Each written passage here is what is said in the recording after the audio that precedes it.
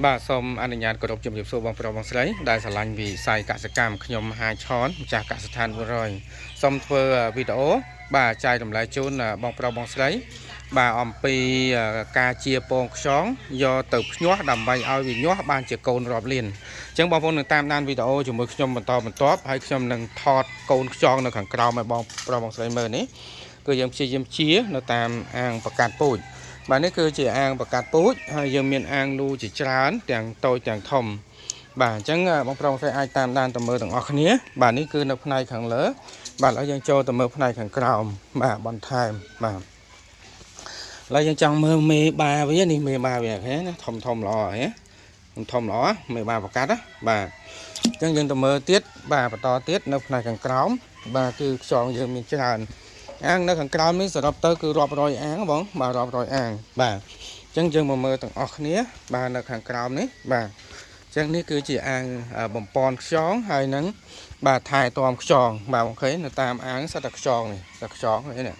បាទនេះខ្យងជំទង់អាយុវា2ខែនេះ2ខែហ៎បាទអញ្ចឹងគឺមានច្រើនបងប្រុសស្រីនៅទីនេះបាទហើយសិតតែខ្យង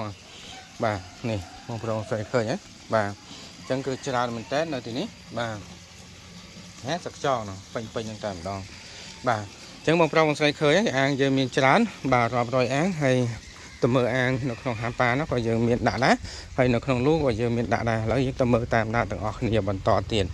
បាទអញ្ចឹងពេលដែលជាពងខ្យងយើងយកទៅភ្ញាស់សិនភ្ញាស់យើងអាចដាក់ក្នុងលូក៏បានបាទអញ្ចឹងនៅក្នុងនេះក៏យើងអាចចិញ្ចឹមខ្យងបានដែរបងប្អូនដែលមាននេះចង់ប៉ននេះគឺដាក់នៅក្នុងហ្នឹងប៉នបានខ្យងធំលឿនណាវាតោងស្បៃផងវាស៊ីអាស្លែជាប់ស្បៃក្នុងផងណាឃើញ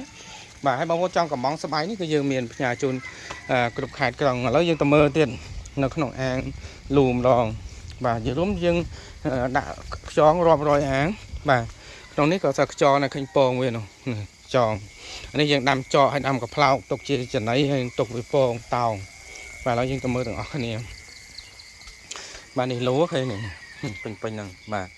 ពេញហ្នឹងបាទនេះក្រុមការងារគាត់ជាពងខ្យងហើយទុកតាតូចទេកុំឲ្យពិបាកជាបាទអញ្ចឹងនៅក្នុងនេះបាទសិតតែខ្យងណាសាមេបាទពូខ្យងហើយចកនេះជាចំណីរបស់វាណាបាទអរគុណជួបគ្នានៅវីដេអូបន្តទៀតណាបាទ